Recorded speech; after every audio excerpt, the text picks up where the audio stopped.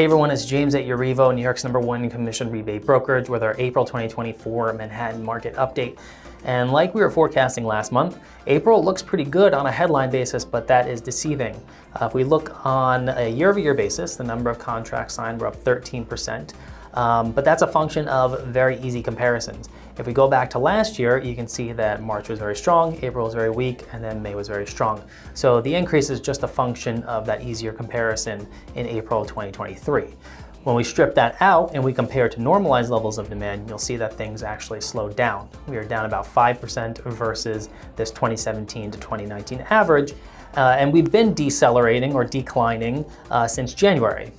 Not surprisingly, that has coincided with an increase in rates, which we will get to in a second.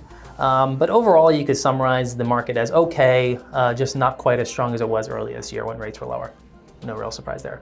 On the inventory front, we are down 2%.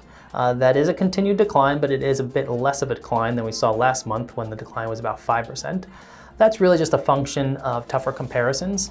Inventory can't go down forever, so when you lap decreases become more difficult. But this is obviously what we've been watching and we will continue to watch, because if we saw an increase in inventory at the same time that rates are over 7%, obviously that would have a negative impact on pricing. Nothing too interesting when we look at this by price point, but mortgage rates, that's really where you want your focus to be. You can see that they've been drifting up for a couple months now, and that is despite the Fed not doing anything. In fact, the increase is because the Fed has not done anything. As the Fed has signaled that rate cuts will be fewer, less drastic, and further out, when you discount those future interest rates back, it increases today's interest rates, and that's what you're seeing. The market is raising interest rates today because those cuts are going to be further out and or smaller. And you can see this on a day-to-day basis with the 10-year Treasury.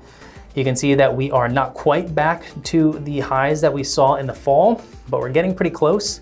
And on a day-to-day basis, mortgage rates are going to track the 10-year Treasury.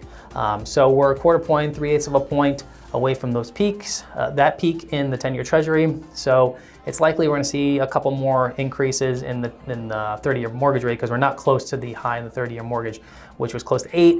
We're in the low 7s now, so it'll probably drift up a little bit, but again, this changes every day, so take that with a grain of salt. So that's really it. Mortgage rates have gone up. That's created a decline in demand, and inventory remains relatively tight.